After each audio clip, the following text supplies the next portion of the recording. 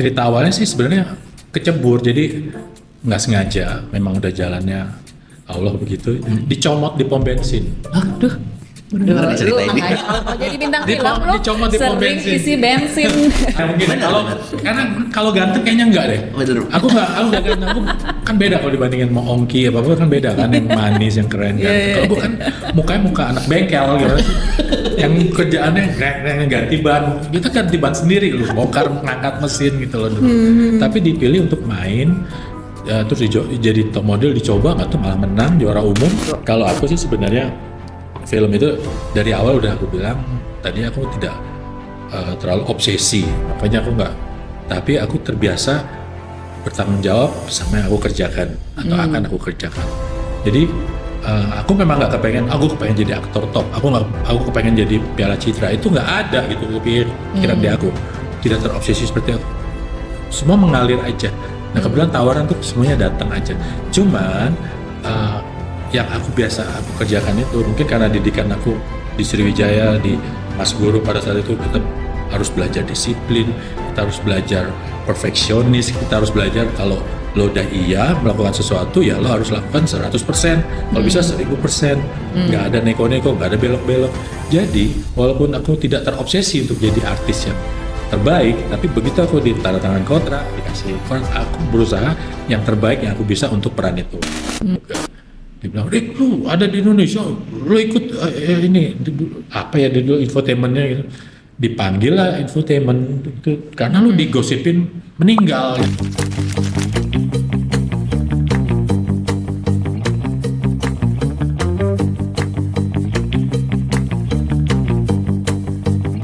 Selamat pagi teman-teman, ketemu lagi dengan DOT.podcast dengan saya Ren Kapili. Dan saya Mira Prihatini. Senang sekali pagi ini kita kedatangan seorang legend. Nah, Ya. beliau adalah Mas Riko Tampati. Yeay. Assalamualaikum semuanya. Makasih Mas Riko udah datang ke tempat kita. Iya ya. Lu harus jelasin kita nih podcast apa Ren ke Mas Riko. Jadi Mas Riko, kalau ini sebenarnya komunitas, kalau tadi kita udah sempat ngobrolin komunitas, kita ini komunitasnya mungkin ke desainer ya Mas. Desain.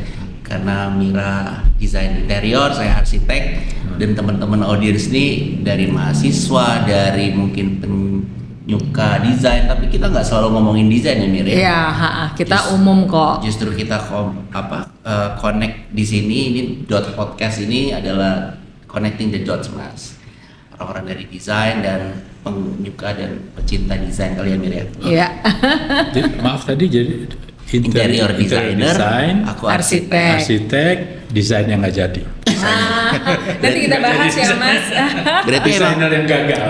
ada passion untuk menjadi desainer waktu itu Mas. Dari awal sebenarnya dulu kepengennya jadi desainer. Oh iya. Kepengennya pertama jadi arsitek sebenarnya. Wah. Terus nggak jadi desainer. Jadi dari awal emang kalau ditanya, kalau orang-orang kan zaman dulu Iya, tuh zaman dulu benar. tanya mau jadi apa? Biasanya kan jadi dokter. Jadi apa? Jadi insinyur. Selalu kan itu. Dari seluruh keluarga, di keluarga aku cuma aku deh yang bilang saya mau jadi arsitek atau desainer, aku bilang gitu. Nggak tahu kenapa gitu. Makanya langsung arsitek. Karena dulu orang kan pasti anaknya kepengennya mau jadi dokter, kalau nggak jadi insinyur. Dan arsitek belum populer waktu belum itu. populer. Jadi Lu nggak jadi akhirnya. Lu arsitek pengen jadi bintang film. Ini Mas Riko bintang film pengen jadi arsitek. Gimana sih? Berarti itu sebelum Mas Riko terjun di dunia film waktu itu. Jauh cita-cita sebelum itu. dari SD kalau ditanya mau jadi arsitek. Oh, Gendala satu-satunya dulu yang disuka dibilangin sama orang-orang atau orang tua pernah bilang kan sampai SD ditanya masih arsitek, SMP ditanya masih jadi arsitek. Kayaknya orang tua udah mulai agak kamu tahu nggak harga mejanya untuk gambar tuh berapa? Dulu tuh mungkin itu udah menjadi soalnya satu. mahal ya dulu. Terus gimana kamu jadi dokter? Nggak berani bedah. Aku kan kabur terus kalau di sekolah kan SMA dulu suka ada yang bedah tikus. Iya, bedah Aku orang nggak kodok. tegaan, nggak mungkin. Itu aku pasti merah gagal karena aku nggak mau masuk, kamu nggak mau lihat yang bedah tikus, bedah kodok itu kan wajib tuh, wajib. biologi itu. Aku nggak pernah mau masuk, mau gimana? Biologiku jelek kalau saat itu. Sampai akhirnya orang tua aku jelasin baru, ya dapatlah tipis-tipis 6. Karena aku nggak mau itu kan itu ngebedah. butuh keberanian sih. Iya, nggak tega. Akhirnya ya udah gitu, jadi kalau untuk dokter emang out banget kamu. Terus arsitek juga masih goyang-goyang ya, atau ya jalannya jadinya jadi entertainer bintang gitu. film ya. Padahal nggak direncanain dan nggak ada passion sama sekali. Nah, Itu harus ditanya. Nggak direncanakan ya. Nggak ada Yang passion. pertama kali terjun sampai jadi model gimana tuh? Aku Soalnya model dulu baru bintang film ya, nggak langsung bintang film ya Mas Riko ya. Ya. Model tuh tadinya aku model iklan. Cerita awalnya sih sebenarnya kecebur, jadi nggak sengaja, memang udah jalannya Allah begitu, dicomot di pom bensin. Bener cerita Lu ini. makanya kalau mau jadi bintang film lu dicomot di pom sering bensin. isi bensin. Aku lagi ngisi bensin, tahu ada yang datengin aku, mungkin dia pencari bakat gitu. Ditanya, kamu mau iklan nggak gitu. Terus aku bilang, iklan apa? Aku bilang tanya, iklan otomotif. Begitu dengar otomotif, saya langsung boleh kan. Kalau iklan dulu nggak boleh nyebutin produk dulu ya. Waktu nawarin sampai kita bener-bener di lokasi syuting Baru tahu gitu ya. atau paling nggak waktu pas sebelumnya tuh buat iklan ini. Jadi dulu cuma dibilang ya pokoknya berhubungan sama otomotif. Nah kebetulan aku tuh memang dari SMP SMA tuh pecinta otomotif. Aku langsung iya aja, nggak mikir panjang, nggak ada curiga apa iya aja gitu. Ya udah dong, langsung dipanggil, bawa ke kantor, janjian untuk ke kantor advertisingnya, agensinya. Udah nggak ketemu lagi sama orang itu, karena orang itu memang pencari dia bakat. cuman hunter aja gitu. Dijeblosin lah, dijorokin, ketemu sama ini ketemu di meet, tanya, kita mau bikin iklan gini, konsepnya begini. Oh iya. Tanya honor gitu, berapa honor kamu? Aku bilang aku kan orang awam nggak tahu. Aku mau denger dulu deh tawarannya berapa gitu. Terus dibilang segini. Terus aku bilang, oh, aku begitu dibilang angkanya, langsung otakku bukan besar gedenya. Dari uang segitu aku bisa ganti velg, mobil, aku bisa ganti. Oke deh kalau gitu ya. Langsung oke, aku ambil. udah itu awalnya.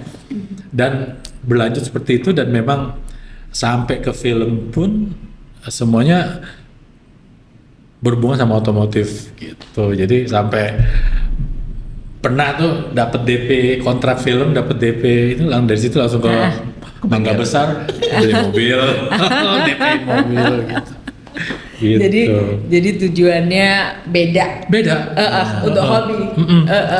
Nggak ada kepikiran sedikit pun passion dari iklan itu nanti mau jadi model catwalk, tuh dari situ menjadi bisa jadi kalau orang kan mungkin ada step-stepnya aku pengen jadi film. Langsung aja kecebur. Langsung kecebur, dijorokin, terus aja. Tapi berarti ada bakat dong kan? Biasanya kalau di foto jalan di catwalk tuh kan ada fotogenik atau harus enggak gitu ya. Ya Gimana pasti tuh? kalau fotogenik kayaknya nggak bisa dilihat kan. Kalau lihat asli lebih ganteng daripada yang di sana. Aku nggak fotogenik. Coba deh lihat asli. Kalau Belajar. modal nekat, nggak ada belajar atau tidak, nggak ada. Aku nggak baca majalah, nggak baca apa, nggak lihat apa. Diajarin di tempat, aku yaudah ikutin. Kan ada instruktur ikutin gitu. Kalau di foto, di yang lain-lain ya ada. Begitu dari film baru mulai. Karena dulu kita nggak ada internet kan, nggak ada YouTube, nggak ada apa. Jadi referensi kita kadang-kadang agak terbatas. Untungnya aja kebetulan karena orang tua aku seorang pilot. Jadi kadang-kadang aku, Pak titip dong majalah luar gitu. Jadi minimal aku ada inilah untuk begini kira-kira begini kira-kira begini gitu. Jadi aku nitip sama papa gitu. Itu aja. Lain nggak ada di internet, nggak ada apa. Cuman ya udah. Jadi kan pertama bilang oke itu kan karena gue punya dapat duit nih, gue bisa menyalurkan hobi gue nih. Iya kan? Otomotif. Itu. Nah, kenapa bisa sampai hobi otomotif, Mas Riko? Kalau hobi otomotif ya itu tadi karena mungkin ada hubungannya sama orang tua juga yang agak strict sama aku. Jadi aku dikasih pakai mobil gitu. Nah kebetulan sudah jadi gitu mobil. Ya pastilah dikasih mobil udah jadi ya mungkin. Jadi mobil yang sudah ada tapi standar semua. Nah kebetulan aku tuh sekolah di SMA 6. Di SMA 6 itu di Bulungan itu teman-teman semua anak istilahnya kalau Sekolah dulu kan artis. sekolah artis, anak jaksel. Suamiku gitu juga ya. SMA 6 loh Mas Riko. Oh iya. Iya. Silakan klarifikasi. Jadi Dan senang otomotif juga. nah memang anak kan dulu kayaknya Jakarta Selatan anak jaksel tuh jadi acuan buat otomotif ya dulu ya. Oh sekarang sih udah merata. Nah kebetulan teman-temanku juga berdatang dari beberapa kalangan yang memang hobi mobil satu semua. Kita ada grup dulu grup zaman dulu namanya Delta Romeo gitu. Itu memang bener-bener ininya di mobil sama rally sepeda gitu. Dulu hobinya dua itu.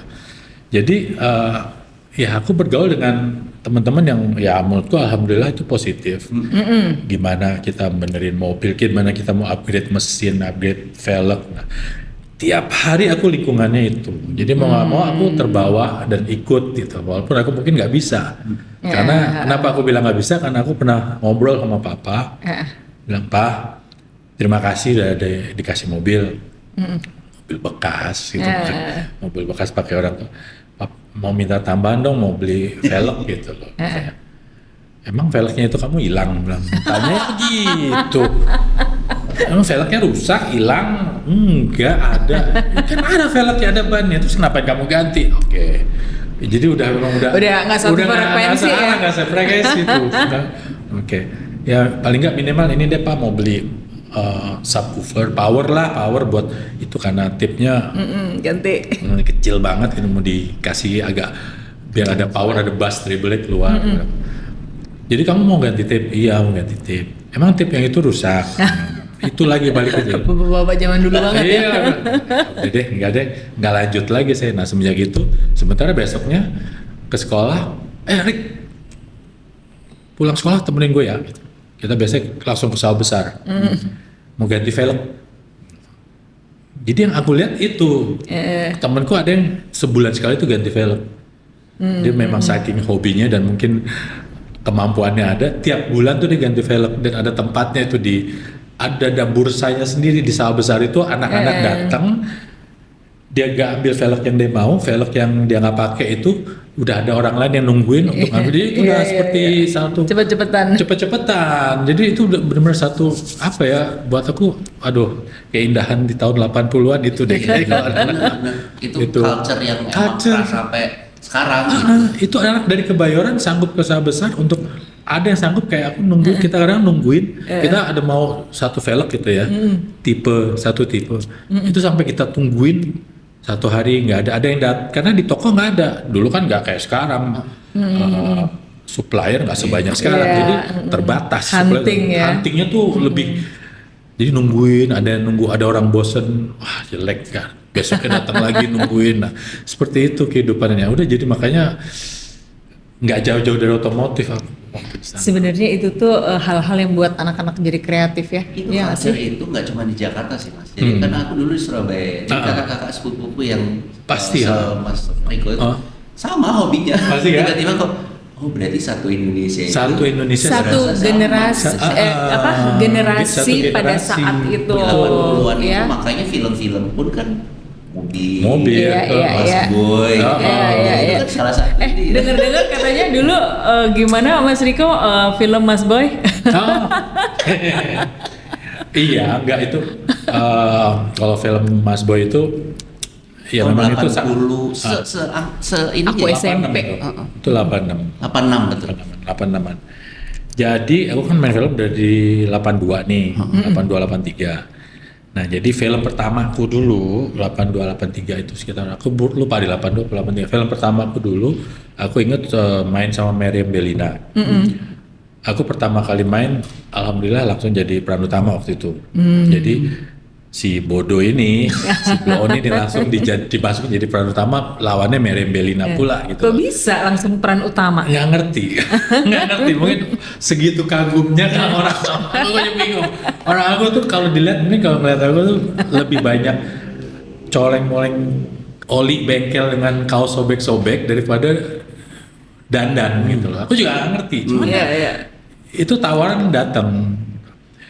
Mungkin karena waktu pada saat itu film pertamaku, karena itu aku ingat aku habis menang kepilih jadi top model 82 untuk versi Radian Yamin, jadi yang se-Indonesia itu kelasnya aku juga nggak tahu. Itu aku ikut juga nggak sengaja, dijorokin temen Denny Malik tuh. Nah, Denny Malik tuh yang tanggung jawab. Dia kan satu kelas sama saya tuh.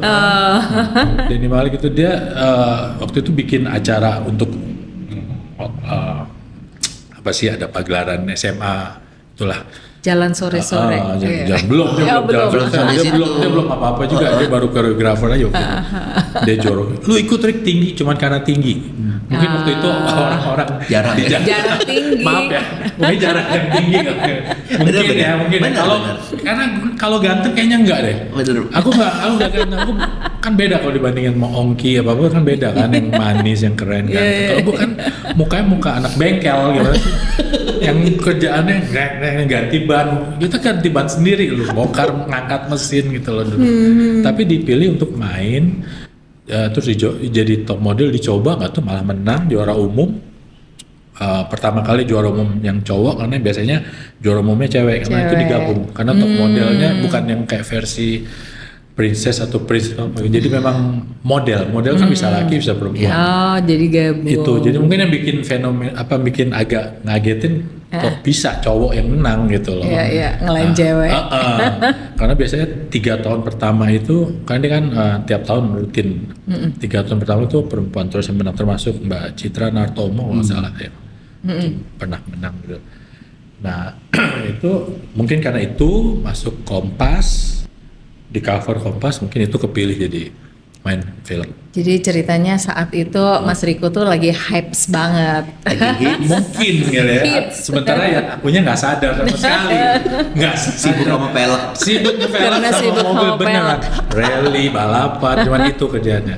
Nah, lanjut ke film aku yang pertama itu. Nah, di film pertama itu sutradaranya itu almarhum Hengki Sulaiman. Oh, bukan yang Wimbo ya.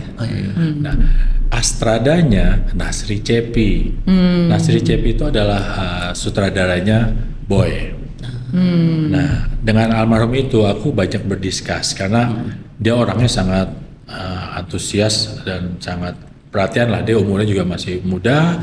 Dia juga lagi mau bercita-cita jadi sutradara karena dia masih Astrada waktu itu. Jadi dia lihat aku ini kayak prototipe bahannya dia. Jadi kita kalau ngobrol tuh berdua di luar set ya. Bilang, Rick, kalau lo nggak keberatan, gue kasih tahu ya lo begini. Aku kan awalnya dari model. Kalau di film itu ya, gue tahu lo dari model. Jalannya itu nggak bisa disamain. Acting itu nggak cuma dari ekspresi gitu. Lo bisa, karena itu ada adegannya kan, filmnya adegan drama ya. Adegan sedih. Lo adegan sedih. Ngadepin cewek lo lagi sedih, tapi badan lo tuh begini, nggak bisa nih. Nggak boleh cakep kalau main film. Lo tuh harus begini lo. Oh iya, lo jangan sedih di muka aja, tapi badannya sedih. Nggak masuk itu dia nggak ngomong di set, dia ngomongnya di luar set. Mungkin untuk supaya akunya nggak malu kali ya. Jadi aku banyak berdiskus yang seperti itu. Banyak aku belajar di awal sama Nasir. Jadi akhirnya kedekatan itu sampai akhirnya berlanjut di beberapa film kemudian, dan akhirnya aku dengar juga sudah jadi sutradara. Belum Boy waktu itu ya, sutradara film yang lain. Kalau nggak salah filmnya Rano sama itu. Aku juga udah makin banyak judul yang jadi paling ketemu, apa kabar, ketemunya kalau di festival. Nah, hubungannya ke Boy itu di Prambos itu dulu ada radio namanya Prambos. Iya, terkenal banget ya. Itu kan ada beberapa teman aku di situ, aku suka bantu jadi bintang tamu untuk siaran. Nggak tahu kok di Lala dulu tuh catatan si Boy itu kan dari radio Prambos ya, dari Sandiwara Radio. Nah itu pernah sampai dibikinin penulisnya itu kalau nggak salah waktu itu masih Wada atau udah kalau nggak salah Zara Zatira. Zatira deh kayaknya udah itu. Gila gua hafal ya. Tahu ya? Gila ya. Iya. Berarti- Majalah Hai. Ya karena lingkungan gaulnya cuma segitu kan, benar Iya, kan? Ya, kita nggak belum ada internet juga kan. Iya, kita nggak terlalu banyak. Jadi kalau yang gaul tuh ya harus kalau nggak di Prambors, di Sriwijaya dengan guru ya di Melawai, cuman itu aja. Mentok-mentok paling mall Ratu Plaza itu udah yang benar-benar di atas Boleh, kita lah. Buat kita yang masih agak uang sakunya ngepas-ngepas masih belum Nggak akan ke situ. nggak ke situ dah. Mungkin 3 bulan 4 bulan sekali ke situ ya. Tapi nggak yang situ aja, masih yang di kelas Melawai, Burger King, American Hamburger yang di situ. Masih kelasnya di situ. Nah, kembali ke situ Sempat ditawarin. nggak diinin dulu sama Rick Wagen yang gue mau tulisin cerita. Jadi si Boy itu dibikin di skenarionya di Sandiwara waktu masih di Sandiwara bahwa dia punya teman sahabat yang jadi gue meranin diri gue sendiri Rico gitu. Jadi sorry jadi gue meranin diri saya sendiri sebagai Rico. Jadi di skenario emang dibikin Rico itu sahabatnya Boy yang di Indonesia jadi aktor tapi disekolahin di luar negeri. Jadi ceritanya baru pulang dari luar negeri, makanya masuklah ke Sandiwara situ untuk beberapa episode. Nah itu satu pertanda. Setelah itu terus nggak lama dari situ jadi tiba-tiba aku dipanggil sama Nasri Cepi, diundang untuk datang ke satu kantor. Casting. Oh enggak. Tadinya pikir buat casting, tapi dia nggak bilang buat casting, dia ngundang, Rick lo datang ya, aku pengen ketemu. Kita emang biasa ketemu ngobrol soal itu, tapi biasanya kalau lagi di festival, ketemunya di situ aja, nggak pernah dia sampai ngundang seperti itu. Sementara aku waktu itu baru pulang syuting, dia bilang, Rick lo udah di Indonesia? Udah, karena syuting, waktu itu syuting yang di Italia tuh, ketika musim semi tiba itu sama Meriam juga. Mer juga gue ajak kesini kok nanti, dia bilang gitu. Kita baru pulang dari sana, datanglah aku ke sana, datang begitu sampai tuh langsung Nasri Cepi, Erik duduk, terus ada orang-orang gitu, nggak begitu kenal. Ini Rico gini-gini, aku dipromotin, dia tuh gila hobi mobil, dia suka balapan, suka rally, slalom. Mobil di rumah udah berapa Rick gitu tanya. Kok tanya mobil gue udah berapa di sini? Aku di sini mau disuruh apa? Ya ada lah berapa. Yang ini masih ada. Yang ini masih ada. Yang model ini masih ada. Jangan-jangan dipakai lagi untuk film. Nah itu, aku masih belum tahu tuh mau ngapain di situ karena aku nggak tahu, nggak dikasih skenario. Kita biasanya kalau mau casting kan dikasih tahu, dikirimin skenario, kita latihan di rumah terus dites gitu ya. Ini enggak. Gitu. Aku cuma datang sebagai aku, ditanya gini, ini si Rico hobi mobil, udah dia sama mobil, dia tidurnya di garasi, udah ini orang gitu loh di promo si Nasri Cepi ini, soalnya almarhum ngomong gitu. Terus coba Rick berdiri. Sendiri lagi gue berdiri. Coba balik ke sana. Tuh, lihat tuh jeansnya aja, udah seperti yang kita mau kan mereknya dulu. Boleh nyebut merek di sini? Boleh. Boleh dong. Lihat tuh mereknya Guess. Dulu kan Iya. modelnya Guess kan Masih happening. masih happening. Lihat karena memang ternyata di skenario di perannya si Boy kan celananya Guess apa. Tuh lihat tuh celananya udah gitu. Coba kantong lo buka kacamatanya Ray-Ban. Nah, Ray-Ban yang aviator. Lihat kacamatanya udah gitu. Ini Chat lo ngomong apa sih Chat nih? Ini dia ngomong sama itu. Jadi kayak presentasiin aku gitu. Udah lu diem aja Rick. Udah ya gue diem aja gitu karena kan aku udah kayak teman gitu. Jadi dia bilang ya gini akhirnya baru tahu kalau mereka mau bikin film Boy. Terus tanya, oh iya aku udah GR juga sih waktu itu. Ya oke. Iyalah karena emang zaman dulu itu kita kan karena belum ada video aja susah ya. Ya pasti anak-anak gaul sana pasti dengerin Prambors pasti malam Jumat tuh nggak akan kemana-mana sebelum Dengerin selesai Boy. Sandiwaranya selesai atau dari kemana datang langsung dengerin Sandiwara pasti deh. Itu nggak ada pengecualian, kalau yang gaul pasti tahu gitu loh gitu. Jadi kita masing-masing udah kiblatnya seperti itu gitu loh. Wah asik juga gue main boy gini. Cuman pas ditanya, ya Rick gini gimana lo kira-kira waktunya gimana? Aku bilang oh ya aku sih waktunya bisa-bisa aja. Cuman tahun depan akunya mau berangkat ke luar negeri, mau sekolah, bukan mau sekolah, mau disekolahin lagi. Jadi udah ultimatum sama orang tua. Papa udah oke, kamu pulang dari Italia itu film kamu terakhir, habis itu kamu berangkat. Berarti itu udah umur berapa ya itu Mas Riko? 87-an. 87 berarti berapa? Aku 64. 87 tuh berarti 21 ya. 82 kan 17. 82 17. Ya masih muda dong. 19 Di bawah 25. Ya, di bawah 25 baru 22 apa 22 baru. 22 apa 21 itu. Berangkat ke sana untuk sekolah gitu. Langsung mungkin mereka dengarnya berarti Pendek waktunya gitu. Bilang kenapa syutingnya berapa lama? Aku bilang gitu. Oh kita syuting paling 4-5 bulan kata Cepi. Oh gitu. Ya udah deh. Nah udah pulanglah aku ke rumah. Sampai hari ini nggak dihubung-hubungin lagi. Sampai hari ini. Nggak tahu kenapa ya. Aku juga nggak nanya sama Cepi gitu kenapa. Jadi itulah ceritanya seperti itu. Kalau enggak catatan si boy adalah Mas Riko ya. Waktu itu temanku bilang, sebenarnya ada nih yang bilang orang-orang Prambors, sebenarnya ada 2 yang ini. Pertama mungkin kandidatnya.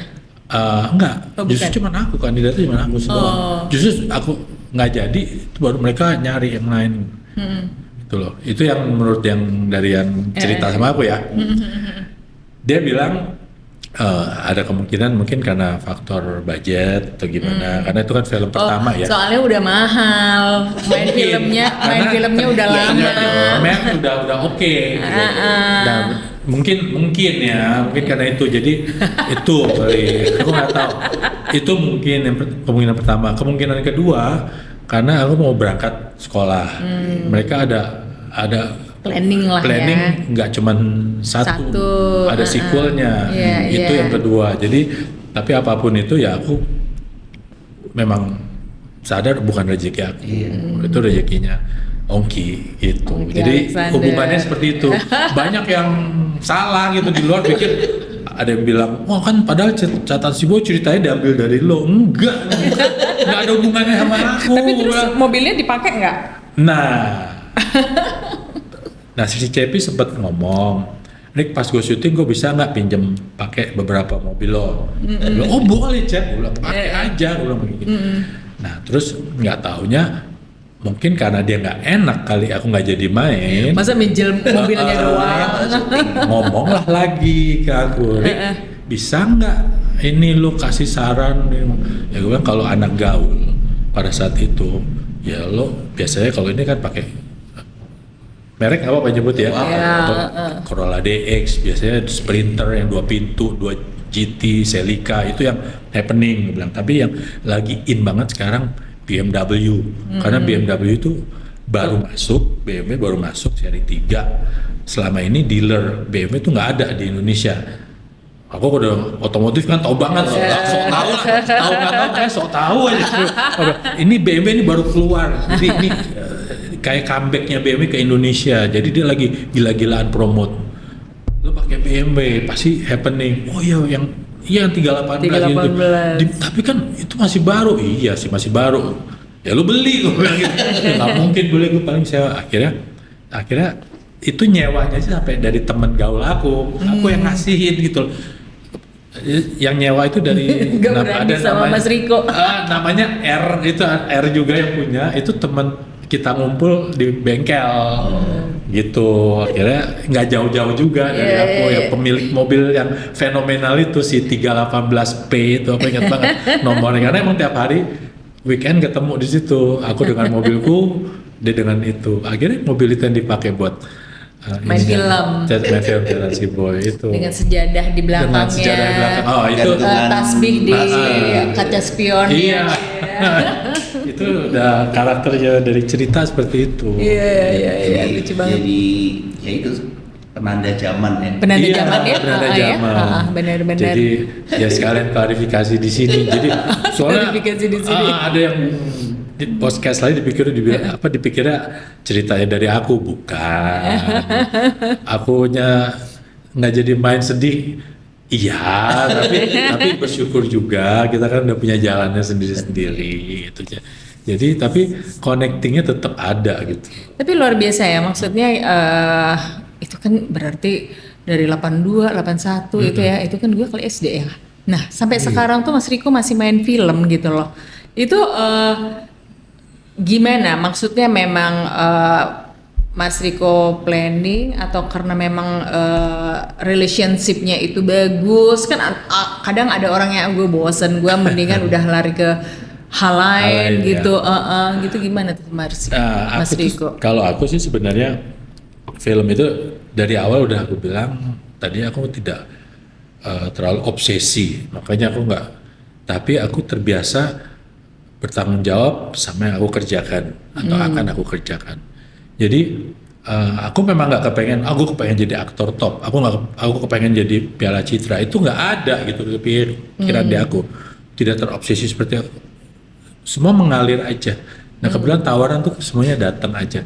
Cuman yang aku kerjakan itu mungkin karena didikan aku di Sriwijaya, di Mas Guru pada saat itu kita harus belajar disiplin, kita harus belajar perfeksionis, kita harus belajar kalau lo udah melakukan sesuatu ya lo harus lakukan 100%, kalau bisa 1000%, nggak ada neko-neko, nggak ada belok-belok. Jadi walaupun aku tidak terobsesi untuk jadi artis yang terbaik, tapi begitu aku ditandatangan kontrak, dikasih kontrak, aku berusaha yang terbaik yang aku bisa untuk peran itu. Aku berusaha untuk menjaga hubungan relasi disiplin dengan pemain sekitar aku, karena aku tahu di film itu bukan pekerjaan individual, itu pekerjaan teamwork. Semua mempunyai peran untuk supaya akunya bisa bagus, supaya filmnya itu bisa bagus gitu. Jadi yang seperti itu aku selalu terapin di setiap produksi aku ya. Mungkin reputasi karena lah ya. Mungkin karena dari itu jadi orang juga nggak terlalu takut atau capek kalau ngontrak saya untuk aku gitu loh. Berarti ada yang gitu. buat capek ya. Ada ya. Beda ya. Aktor kan beda-beda. Iya. Itu. Karena udah pengalaman itu ya Mas. Kenapa aku masih di film tadi untuk menjawab itu? Nah, nyambung ke cerita yang tadi, 87 kan aku beneran berangkat. Karena memang aku diberangkatkan, memang aku harus berangkat. Sekolah sudah itu ada. Kuliah itu. Kuliah, ceritanya kuliah. Setahun setengah aku di sana. Nah, setahun kemana tuh Mas Riko? di California, di Los Angeles, di UCLA. Nah itu dihubung-hubungin lagi sama film Si Boy. Karena Si Boy soalnya LA kan. sekolahnya di UCLA. Enggak juga gitu. Jauh-jauh. Tapi ya itulah hubungan, ya biasalah dihubung. Tapi kalau itu semua kebetulan sama aja. Nah cuman pada tahun mulai masuk tahun kedua, Papa kebetulan di Jakarta sedang ada masalah dengan company yang dia kerjakan. Papa mengundurkan diri, jadi Papa di rumah cuma tidur aja gitu. Nah sementara aku kan sekolah juga bukan cuma dengan duit orang tua. Dari tabunganku, dari hampir main film. Di film sebelumnya aku mau sekolah sendiri gitu. Nah jadi atas dasar merasa bertanggung jawab sebagai anak yang paling tua, selain untuk meiniin Papa, karena Mama bilang nih Papa nih di rumah nggak mau ngapa-ngapain, tidur terus, nggak mau aktivitasnya, langsung berhenti semenjak mundur dari airline itu. Waduh, bilang nih gimana ya, terus ya biasa ekonomi juga pasti kan agak menurun juga, mau gimana nih kita ke depan. Bilang gini deh, sebelum terlambat aku mutusin aku pulang dulu, jadi belum selesai itu berarti sekolahnya ya. Baru 1 tahun masuk tahun kedua. Jadi tapi kalau mau jujur, selain ngerasa bertanggung jawab ke keluarga, tapi ada juga gue juga nggak kuat juga, gue syuting sekolah di sini. Udah dingin. Aku kan nggak kuat dingin orangnya. Udah dingin, ya kita pasti homesick. Kedua, aku tuh 7 tahun cari uang sendiri di sini. Aku nggak kerja, itu kan beda. Itu udah nuansa yang berbeda. Terus mesti belajar lagi. Otakku tuh udah 7 tahun terlambat buat belajar, tapi masih harus belajar. Jadi dengan pertimbangan sekali, mungkin memang ini jalannya. Aku untuk ngambil keputusan, aku pulang ke Indonesia. Pulanglah aku ke Indonesia dengan tanpa planning yang pokoknya mobil yang udah ada di sini aku jual, tabungan aku ambil, aku bawa lagi ke Indonesia untuk mengcover, menjaga-jaga kalau sampai persiapan orang tua di rumah habis bagaimana gitu keuangannya. Aku pulang, tapi sampai di Indonesia kan nggak tahu mau ngapain nih. Tahun berapa itu Mas Riko? Itu 88 lah, sekitar 88 masuk 89 nya belum lama dari aku berangkat kok, baru setahun setengah. Udah gitu udah aku di sana nonton film catatan si Boy lagi. Keren banget nih film, udah keren banget. Pulang itu, jadi akhirnya emang udah itu deh. Jadi akhirnya pulang homesick, pulang ketemu papa lagi, papa ada positifnya juga, apa langsung Rick kenapa kamu pulang? Ya ini Pak ambil cuti, aku bilangnya ambil cuti dulu, cuti kuliah untuk nemenin papa gini gitu. Wah agak ada perubahan, jadi semangat.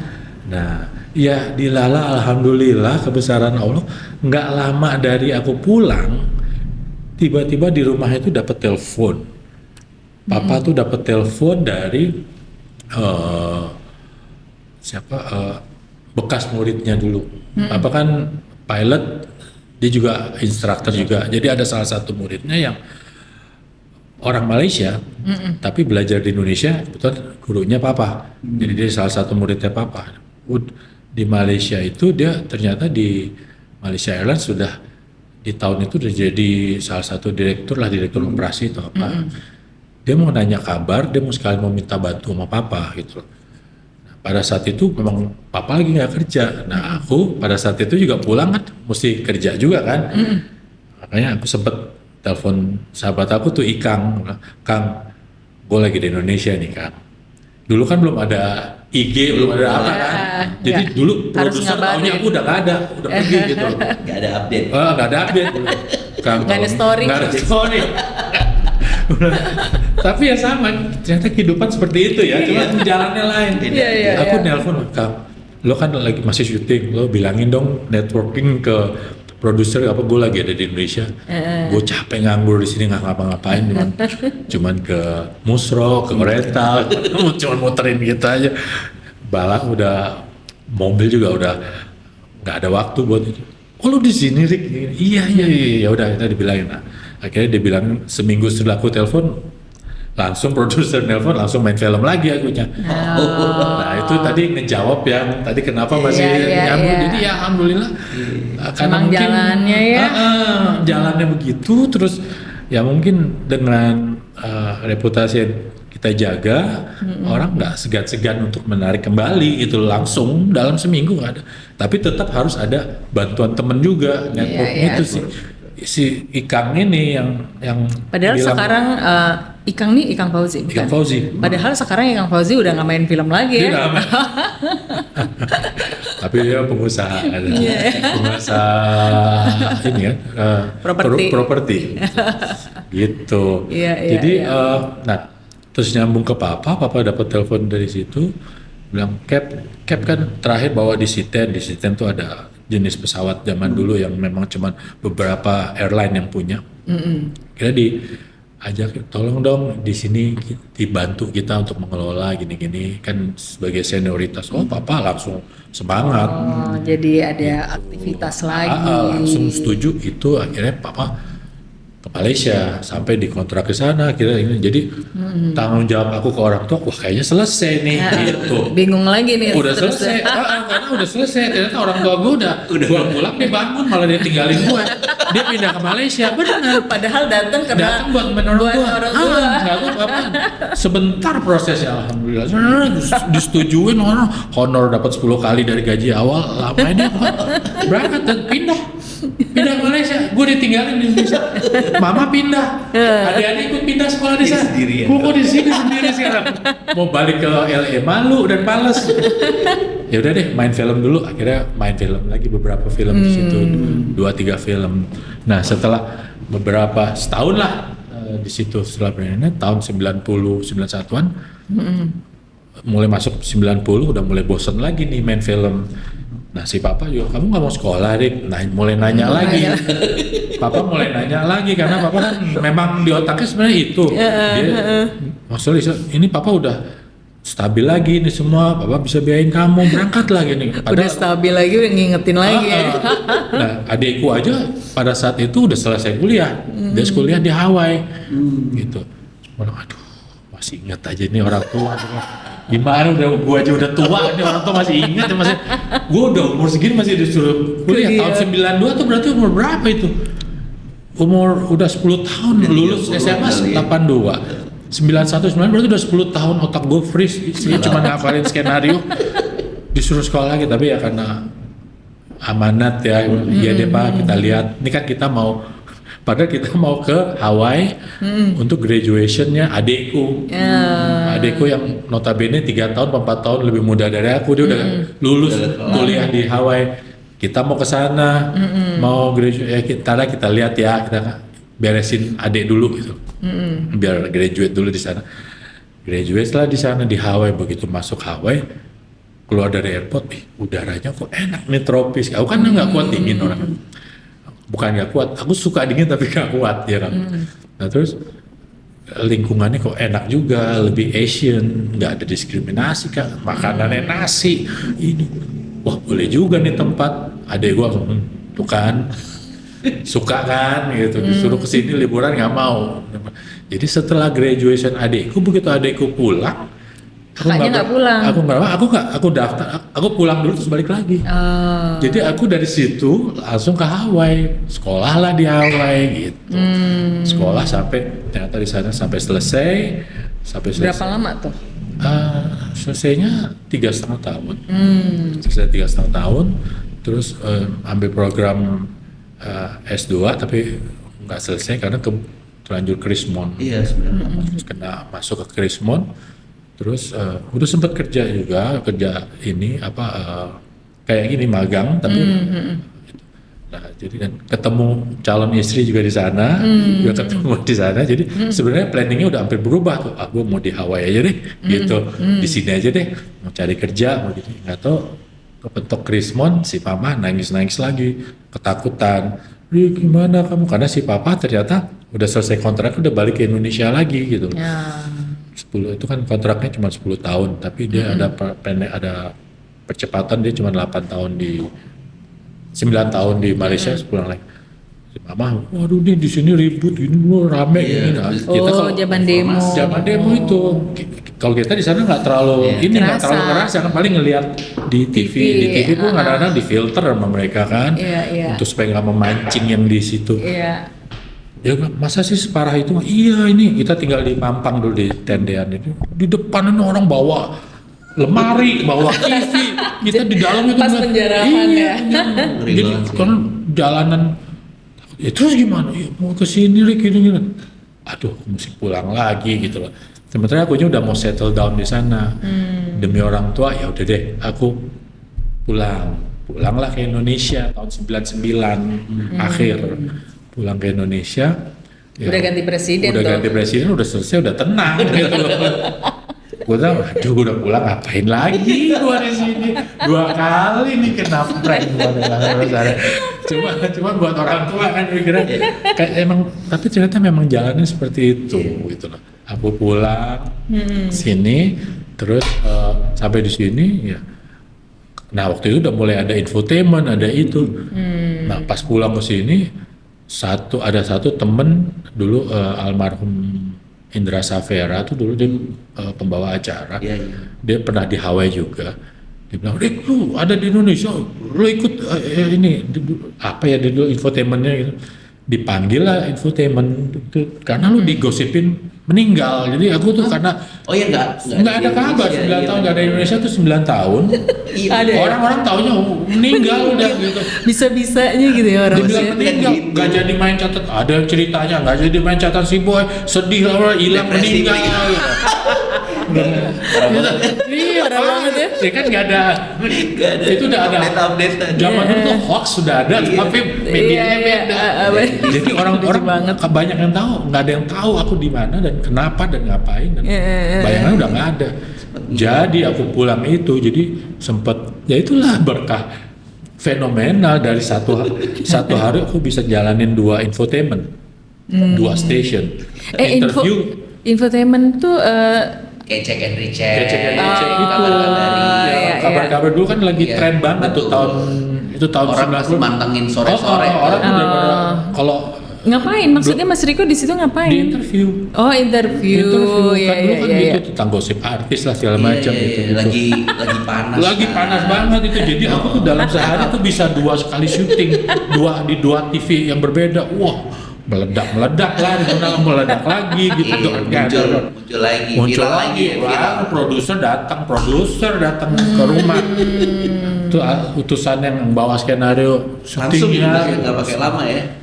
Tapi waktu itu ini ya, apa sinetron. Sinetron. Jadi Udah di TV kan. waktu layar itu ya. lebar karena mungkin layar lebar waktu itu Sempet down ya? Down. Iya. Waktu setelah catatan si boy itu terus ada beberapa tahun itu sempat agak turun ininya. Jadi memang itu sekarang baru mau itu kan baru habis Krismon juga ya.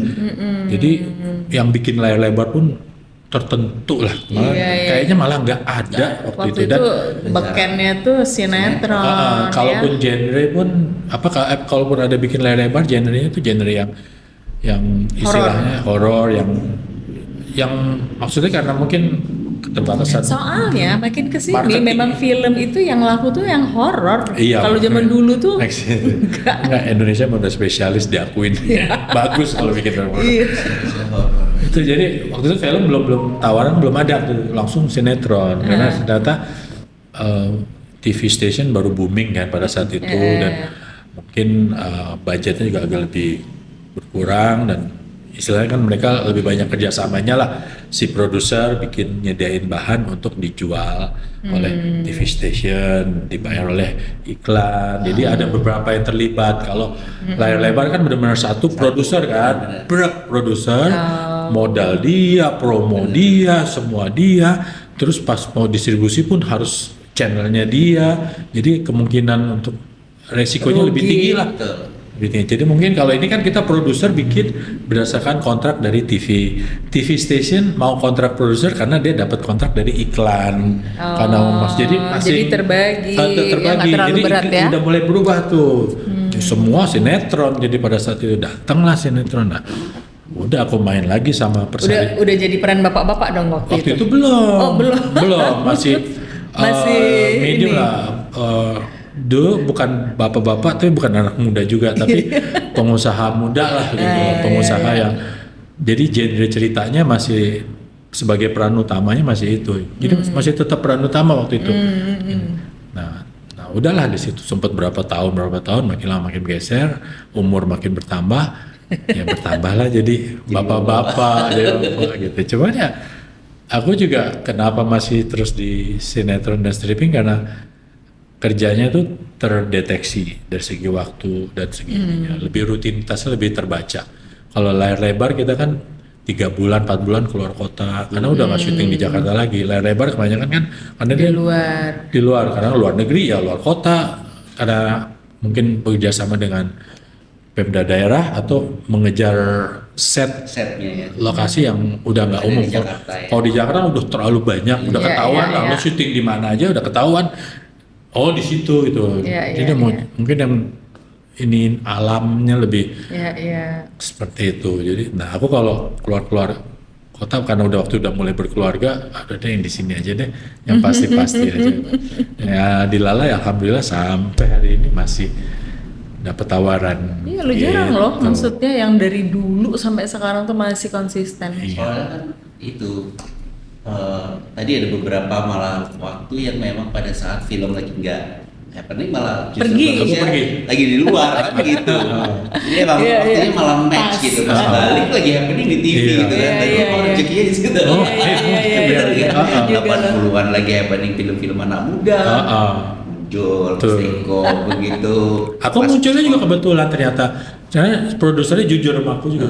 Ya aku jujur mesti menampilkan pemain baru karena pada saat itu bintang-bintang seperti Rano atau apa Rano Kano itu Roy Martin, ya ampun. Roy Martin udah duluan ya. Oh, udah duluan ya? Senior. Dulu kan yang pemain remaja Rano Kano kan. Nah Rano itu juga pada saat itu umurnya sedang di antara dia mau di dewasa belum, tapi di remaja udah agak lewat. Jadi aku padahal Rano tuh kan kakak kelasku di SMA 6 gitu.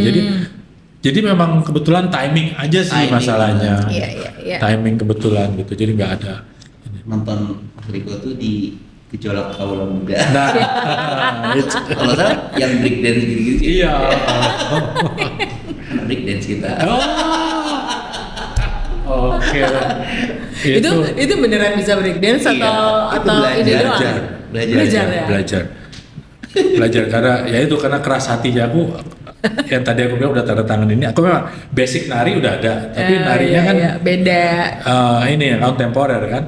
Nah kalau breakdance itu lain itu memang lain. Aku belajar dan aku nggak bisa belajar di tempat aku teman-teman karena memang itu lain jadi aku beda lagi. Beda genre. Beda ini aku diajarin guruku banyak itu ada siapa sih Septian ada kasih masukan kalau yang dari badan Septian, itu itu siapa sih namanya itu Ini dari Pantau. ada si bule itu tuh Iya. itu belajar 3 bulan aku belajar Gila dua lu, 3 kali bulan lu. 3 kali 4 kali tanganku sempet patah. Iya kan itu harus Iya, kayak sempat muter-muter apalah pakai nggak tangan. patah sih retak Gitu. keluar gitu tuh cekrek ya dimasukin lagi gitu. Dikasih sebuah film sampai kayak gitu ya pasti gue. Modal sendiri lagi ke rumah sakitnya sendiri zaman dulu zaman dulu resiko sendiri gitu tapi tetap terus sampai akhirnya bisa jadi ya walaupun kalau di film kan bisa dibantu sama editing kelihatannya kayak bisa sebenarnya di situ kan kelihatannya kayak jago banget tapi aslinya sih ada yang lebih jago dari itu gitu cuman karena di film aja jadi paling nggak bisa lah terus apa ya, Ikang juga belajar nah itu di film itu banyak pemain baru itu Iya. kayak Titi DJ film pertama dia Titi DJ. dia belum Ada ya belum sebelumnya Titi ya? DJ Ikang termasuk film pertama dia pertama dia tapi dia sudah jadi penyanyi ya. Titi juga udah ada mau keluar album pertama tapi di film pertama itu dia itu jadi banyak lah gitu. Ya ampun, generasi Dalam itu. perjalanan film dari tahun 80-an dan sekarang masih berkecimpung, kira-kira ada perbedaan nggak Mas yang Mas Riko rasain ya dari zaman dulu syuting sama sekarang dengan segala kelebihan dan kekurangan? Tentu saja. Kalau Pengen tahu nih, dari seorang legend yang pernah ngalamin film tahun 80-an. apanya di suasana syuting Semuanya Semua. yang kira-kira atau ngerasa lingkungan pergaulan ya. Semua ya. Oh, kalau pergaulannya ya boleh dibilang dulu kita lebih banyak outdoor itu udah yang paling signifikan itu. outdoor ya. Itu aja itu bisa bedain sendiri. Zaman kita dulu lebih banyak outdoor, entah itu balapan, rally, naik gunung termasuk yang tren dulu tuh. Zaman sekarang mungkin naik gunung agak kurang orang tertentu. Kalau dulu kayaknya kalau lo bisa naik gunung, lo hebat. Keren. Lo hebat, nggak semua orang bisa dan berani naik gunung.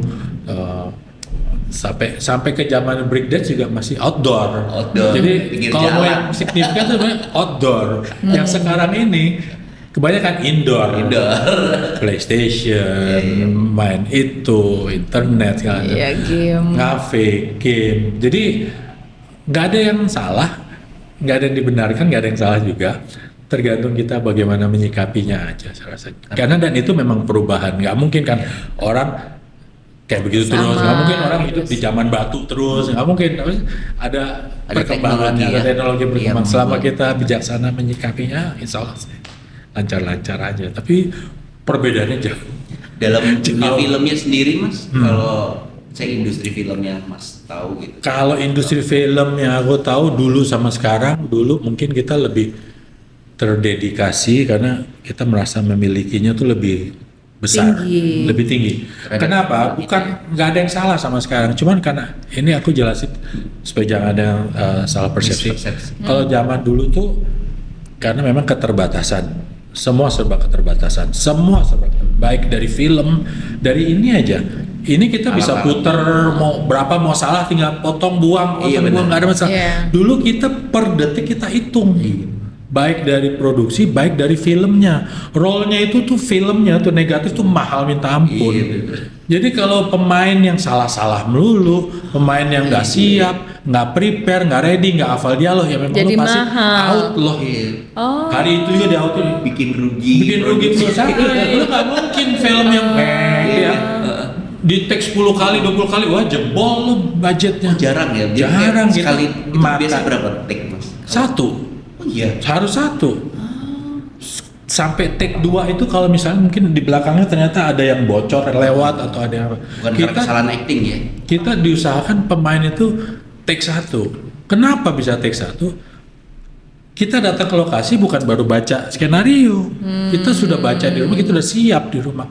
Di lokasi kita udah lepas skenario. Itu dedikasi pemain zaman dulu. Iya benar-benar. Karena terbatas tadi. Kalau zaman Jadi sekarang Iya. ada yang begitu juga, tapi ada juga juga yang datang baru dialog gua apa? Nah, ini udah mau take nih. Nih pemain senior udah berdiri begini mau ngomong nih. Ada yang baru dialog gua apa sih? Nah. Maaf ya, buat yang sebagian itu. Bukan apa itu kritik yang membangun lah. harus. Kalau bisa sebelum sampai masuk set, ya kita udah siap.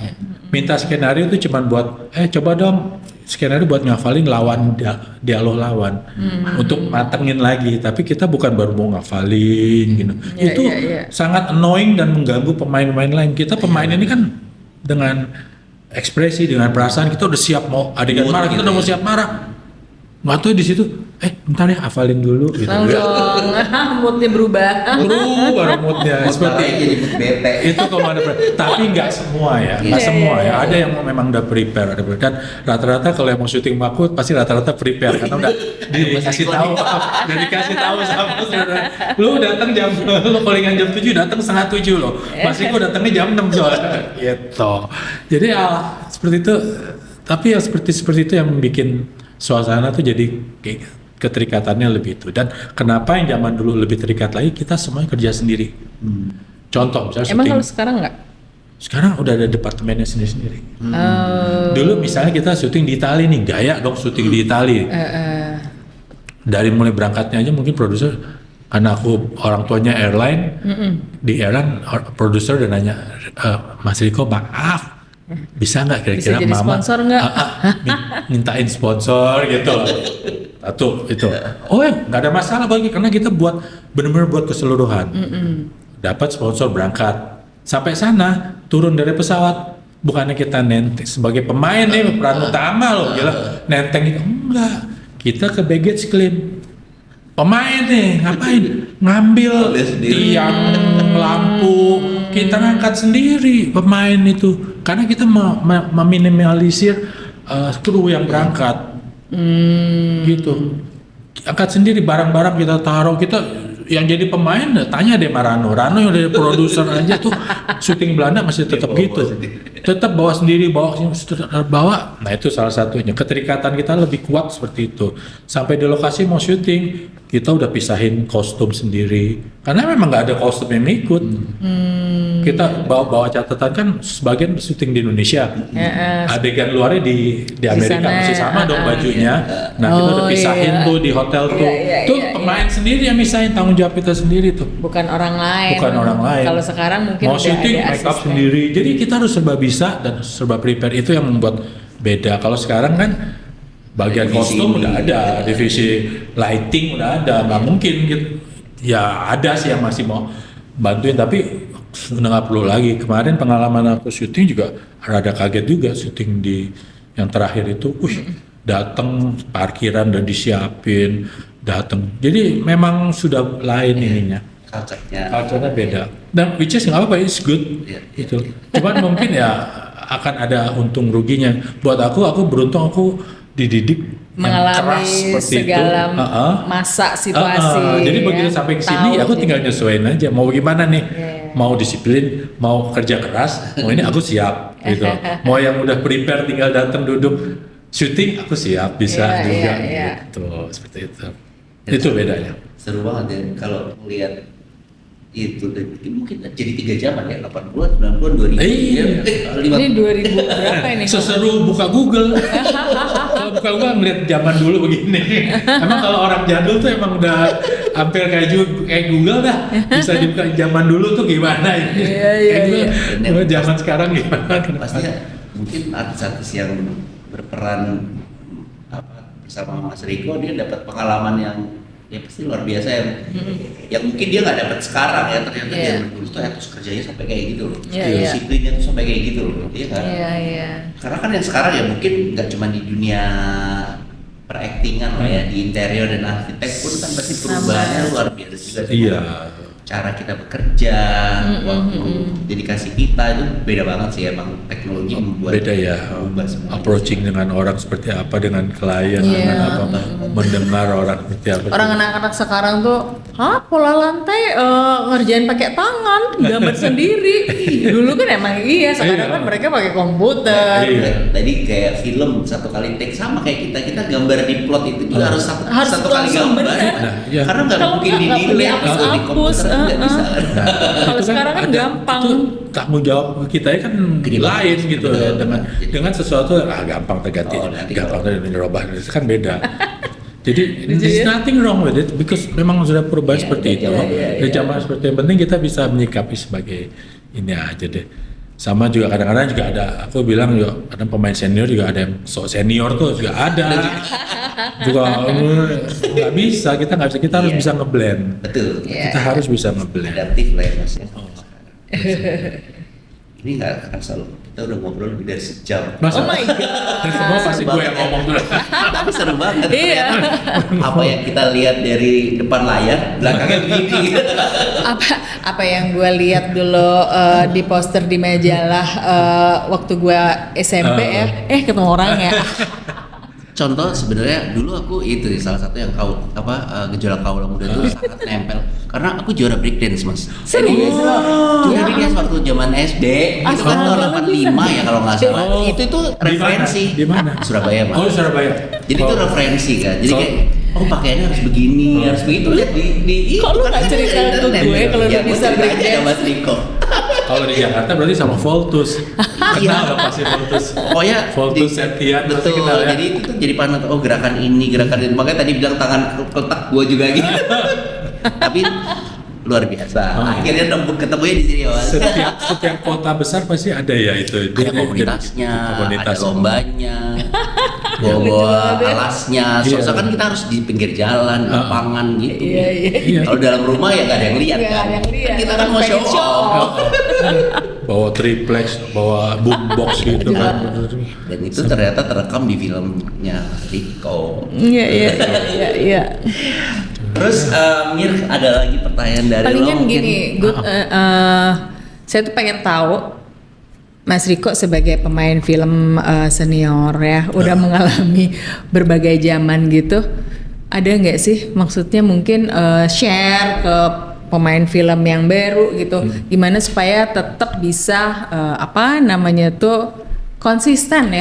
konsisten atau gini, kan banyak banget ya pemain film yang di masa tuanya malah jadi susah, malah jadi nggak ada dulu terkenalnya kayak apa, terus tuh pada masa umur bukan menikmati Sudah tidak produktif lagi. Iya, bukan bisa menikmati hasil kerja kerasnya, tapi malah sama sekali jadi nggak punya apa-apa gitu loh. Oke. Kalau aku ada dua sisi yang mau aku ingetin sih sebenarnya ke yang muda-muda ini, karena kan yang mereka akan mengalami nanti ya. Kalau yang udah zamannya kita itu udah terlambat lah mau dikasih tahu gitu. Yang pertama ya seperti yang biasa orang tua bilang, manajemen keuangan terus jelas gitu. Sebagai pemain film memang kadang-kadang kita harus tampil selalu menarik di mata penggemar gitu. Cuman mungkin mungkin itu nggak berlaku buat saya. Saya orangnya lebih suka nabung, invest, ya semuanya secara yang legal ya, yang bismillah, yang jelas, walaupun nggak ada pun tapi nggak pernah sampai kosong gitu. Jadi nabung itu untuk ke depan, bukan yang buat nabung buat gue nabung untuk beli Porsche misalnya. Enggak, nabung buat yang ke depan, untuk karena artis itu ada masanya. Kita tuh ada kadaluarsanya, kita tuh udah kayak susu ada kadaluarsanya. Mau masih kelihatan seperti susu, cantik putih gitu, tapi kalau udah kadaluarsa nggak ada yang pakai. Iya itu maksudnya sih. Itu sih, itu untuk kedepannya. Tapi di saat-saat kita sedang produktif, itu yang harus dijaga juga, baik dengan disiplin kita, baik dengan hubungan baik dengan kesemua gitu. Itu yang harus dijaga juga. Jadi lingkungan itu harus positif selalu, yang harus dijaga. Nah, hubungannya dengan ke depan nanti, mungkin anak-anak sekarang bisa lebih memperjuangkan satu kekurangan kita di Indonesia ini, terutama di perfilman ya. Kalau di musik udah ada, itu masalah royalti. Di musik yang masalah royalti aja masih diperjuangkan sampai sekarang, padahal itu udah automatically. Kalau di luar negeri film juga ada royalti. Ada royalti ya di luar negeri. Nah itu yang membuat orang film di luar negeri walaupun udah tua, walaupun nggak kepake pun, minimal selain jaminan dari negaranya, di sana kan jaminan lansia kan ada ya, tapi hasil dari royalti yang film-film di saat dia muda tuh masih ada. Dan itu bikin dia masih bisa hidup, masih bisa liburan ke luar negeri, itu yang bikin. Di sini nggak ada? Kita nggak ada. Jadi itu salah satu yang memang begitu lo berhenti produktif, srek habis. Lo nggak nabung ke depan, srek habis. Lo waktu mudanya rada-rada sombong, begitu lo udah kurang dikit, nggak nunggu tua, perk habis gitu. Nah jadi untuk anak-anak muda yang ke depan ya, mungkin aku yakin yang lain sih udah kayak, aku nggak usah sebutin namanya. Banyak kok anak-anak muda yang sangat produktif, yang aku salut, masih muda udah bisa jadi ketua Parvi, udah jadi apa itu, luar biasa itu. Itu mereka udah mempersiapkan, tapi lebih digaungkan lagi dan lebih dibantu lagi dalam masalah royalti mungkin. Aku pasti dimarahin sama produser nih aku ngomongin masalah royalti, karena itu yang paling ditakutin produser soal royalti. Barusan mau nanya kenapa mereka marah gitu loh. Mereka bukan, ya mereka kadang-kadang ya itu karena masih kejelasan itu masih belum ada pajaknya, soal pajak gitu kan. Makanya sekarang kan Rano Wagub dengan Mas Pur, dia ternyata bisa bekerja baik. Dia mau jadiin Jakarta untuk tempat film, kota film yang terbaik. Mereka motong sampai pajak, pajak untuk perfilman. Itu salah satu cara untuk membangkitkan. Akan lebih baik lagi kalau ya itu tadi royalti pemain. Jadi pada saat dia tua nanti masihlah ada dapat. Mungkin tidak dalam bentuk royalti yang betul, mungkin organisasi film bisa mungkin dari honor yang dia dapat diambil berapa sedikit untuk pensiun. Nanti kan ada tuh bank-bank yang seperti itu, tapi ini khusus buat orang-orang film gitu. Mungkin itu yang bisa menolong mereka di saat tuanya nanti nggak terlalu susah. Tapi jangan bermewah-mewah juga gitu loh, nggak bisa mewah juga. Itu sih.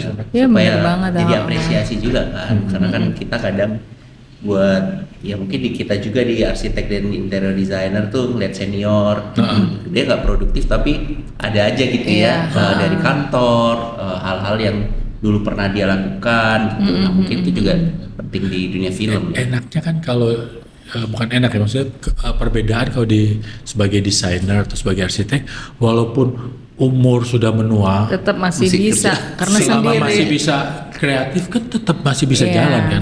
Kalau kita kan susah gitu loh.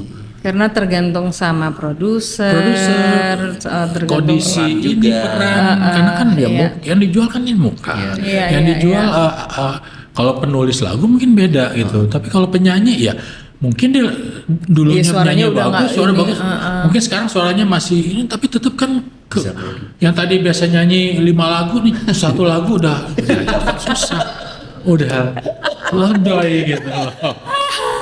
Jadi ujung-ujungnya ya manajemen di saat ini di saat ya, mudanya keuangan itu, keuangan di saat mudanya itu lebih ya lebih pinter di kemana-kemana untuk berbisnis atau lebih apa.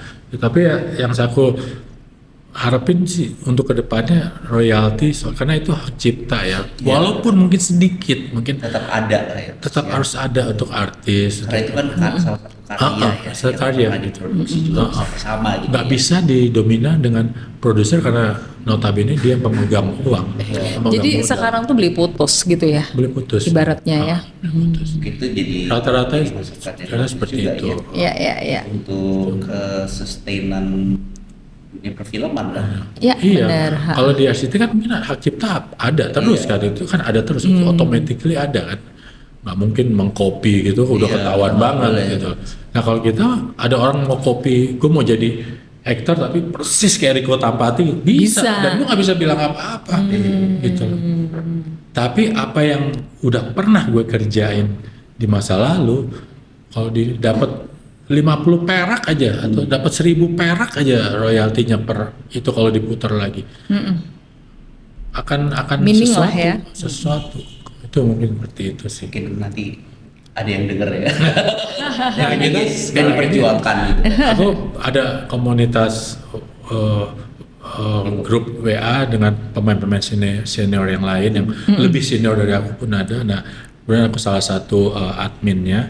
Ya, di situ kadang-kadang ya kita saling membantu di situ aja, paling cuma bisa di situ untuk artis-artis yang sakit, yang udah nggak produktif begitu sakit langsung kita cuma. Nah itu dari kita kan agak ada keterbatasan gitu loh. Mudah-mudahan ke depannya nanti si artisnya sendiri bisa membantu dia sendiri, mempersiapkan dia sendiri untuk ke belakangnya, masa tuanya. Ya. Dan juga bisa dilegalkan ya, artinya kan kalau kayak kita kan ada undang-undang arsitek. Ya itu maksudnya Mas Riko tadi itu. Kan dilegalkan, Dilegalkan. jadi peraturan yang akhirnya nggak bisa lu ngontrak sama Iya, aktor royalti atau itu. kalau tanpa ada bagian ini Karena gitu jujur ya. kita kan ada ini juga, karena kita mau dikontrak terus kita terlalu banyak demand gitu. Oke, gue harus gini tapi gue minta royalti dong gini misalnya. Kalau produser kamu ada kemungkinan kita nggak jadi dipakai. Kalau nggak jadi dipakai kan kerugian di kita gitu. Nah tapi kalau itu sudah dijadikan kayak orang bayar BPJS, lu punya kakak, lu harus bayar BPJS gitu.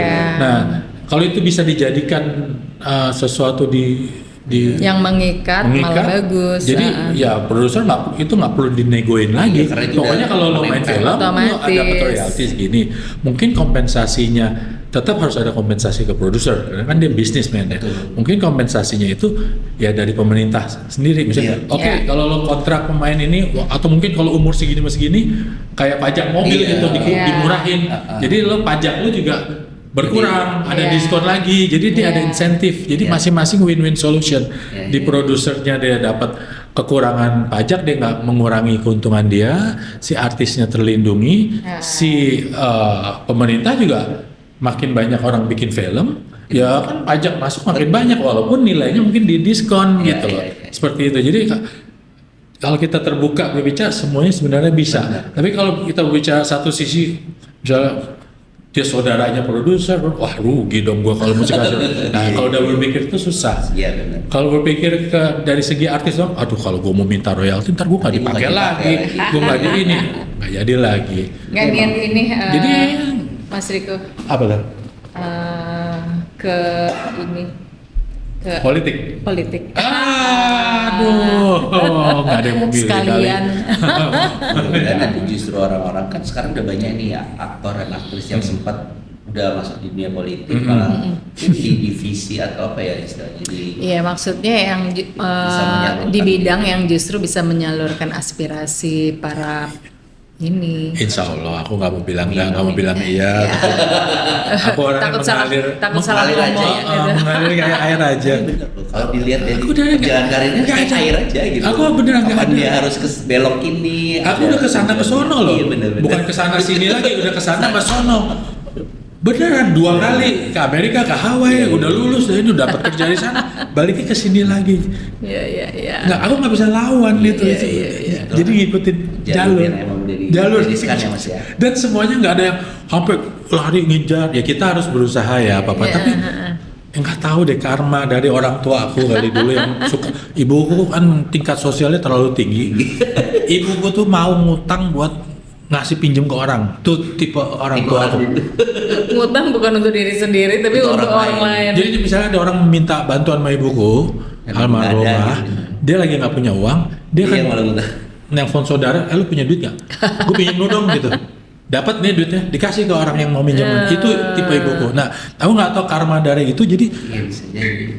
ke akunya tuh aku nggak Jalannya ada aja. ngejar ini, Iya, ngejar iya, itu, iya, jalanin iya. aja. Ada aja, Jalannya ada. Nah, itu. Salah satu kayak anak baru lulus, toto masuk ke sini deh, seneng banget di sini. Alam itu bersyukur loh. Karena aku kan sama anakku deket banget. Aku anakku mau kerja aja, jangan mikir mau kawin pusing. Baru mau kerja aja, aku sama anak cewekku, aduh mau kerja di mana, ntar perginya gimana, di kantornya ntar ada gimana gitu loh. Aku tuh udah mikirin ke situ. Atau aku tuh sama anak perempuan gitu, sama anak cowok juga sih. Cuma anak cowok lebih dilepas. Nggak tuh pas kesini aku bisa tenang gitu. Nah kalau aku nganter apa jemput itu bukan apa-apa, karena kadang-kadang Sekalian. waktu untuk ngobrol, untuk ketemu tuh cuma Oh itu. iya benar, itu benar banget di mobil Cuman itu itu, bisa ngobrol intens ya. Kalau udah istriku yang nganter berarti akunya udah pergi, udah terbang. Dan itu kalau akunya udah syuting ya udah sampai rumah juga si anak-anak juga udah pada tidur, nggak ketemu lagi. Jadi kadang-kadang emang ketemu tuh kalau lagi ya ini nganterin apa jemput gitu. Jadi aku harus mengkhususkan waktu buat itu. Ternyata bapak-bapak tuh begitu ya. Ya. Bapak-bapak yang anak perempuan ya. Iya. Pasti nyari waktunya itu yang diada-adain lah. Diadain karena kalau mau khusus kayak gitu kadang-kadang ada nih waktu khusus tapi ya anak sekarang kemudian ya kan anaknya lagi nggak mau Iya, diajak pengen ngobrol ngobrol. pasti gue lagi ada tugas ditanya-tanya ini aja belum selesai nih tugasnya gitu jadi udah beda suasananya itu beda. Zaman dulu kan kita kalau mungkin ngalamin kalau waktu makan semua harus di meja makan. Iya, gitu. Sebelum selesai makan jangan turun dari jangan Iya, berani-berani iya. orang tua kan gitu. Sekarang makan Sekarang nggak sendiri-sendiri. bisa gitu karena memang kita dikejar deadline kita Iya, ininya iya. sendiri gitu.